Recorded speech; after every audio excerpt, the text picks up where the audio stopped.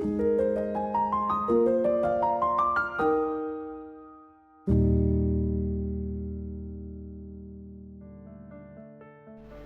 Bapak Ibu Saudara yang dikasihi Tuhan Yesus Kristus. Apa kabar Anda hari ini?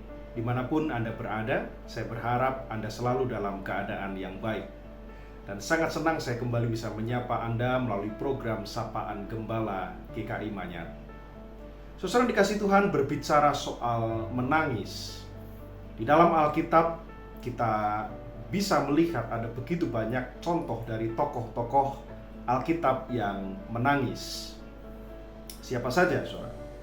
Misalnya, Anda membaca kisah tentang Yusuf yang pernah menangisi saudara-saudaranya sesaat sebelum akhirnya mereka berdamai satu dengan yang lain.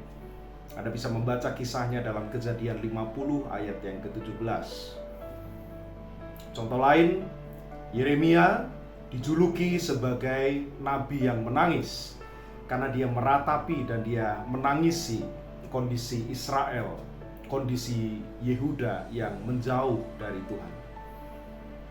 Yesus sendiri dicatat dalam Lukas 19 ayat ke-41, satu kali Yesus juga pernah dicatat bahwa dia menangisi Yerusalem karena kondisi Yerusalem pada saat itu. Yesus juga pernah menangisi Lazarus bersama dengan Maria dan Marta, dicatat dalam Yohanes 11 ayat 35. Dan kalau Anda membaca di dalam bacaan leksionari kita hari ini dari Kisah Para Rasul pasal 20 ayat 17 sampai 38, di sana pun diceritakan juga bahwa para penatua gereja Efesus menangisi Rasul Paulus sebelum mereka berpisah. Dan Rasul Paulus mengatakan bahwa engkau tidak akan melihat wajahku lagi.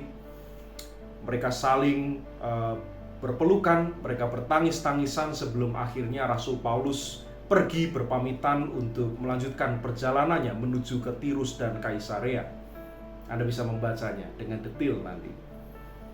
Nah, saudara dikasih Tuhan, apa arti dari sebuah tangisan? Di dalam tradisi kita, orang yang menangis biasanya diidentikan dengan orang yang lemah, orang yang tidak berani menghadapi kehidupan. Tangisan seringkali diidentikan dengan kelemahan.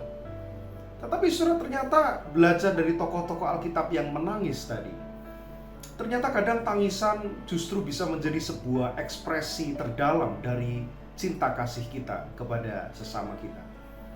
Salah satu tanda bahwa Anda benar-benar mengasihi sesama Anda adalah ketika Anda berdoa untuk kehidupannya.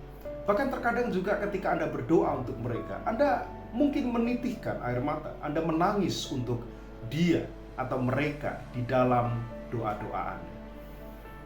Saudara, saya percaya bahwa untuk bisa mendoakan orang lain, maka orang itu harus lebih dulu ada di dalam hati kita.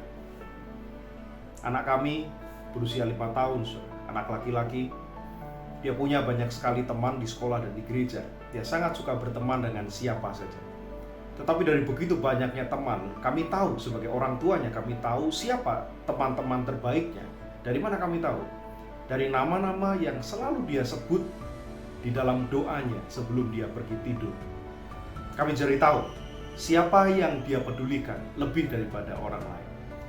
Saudara, tangisan doa itu berawal dari hati kita. Kita bisa memberi banyak hal pada keluarga kita, dan terkadang kita melakukannya hanya sekedar sebagai sebuah kewajiban. Dan bahkan mungkin tidak ada lagi rasa sayang, cinta kasih yang ada di sana ketika kita melakukan segala sesuatunya hanya sekedar sebagai sebuah kewajiban.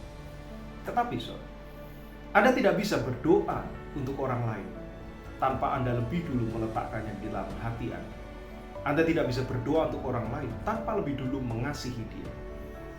Saudara, mari kita refleksikan.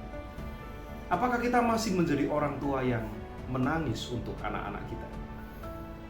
Apakah kita masih menjadi pasangan hidup yang menangis untuk istri atau suami di dalam doa-doa kita? Apakah kita masih menjadi anak yang menangis untuk orang tua kita? Apakah kita sudah menjadi para pemimpin yang menangis untuk rekan sekerja kita? Saudaraku, tangisan bukanlah lambang kelemahan, tetapi tetesan air mata seringkali menjadi lambang dari kasih kita yang terdalam bagi orang-orang di sekitar kita. Selamat merayakan tangisan-tangisan itu di dalam kehidupan Anda. Salam.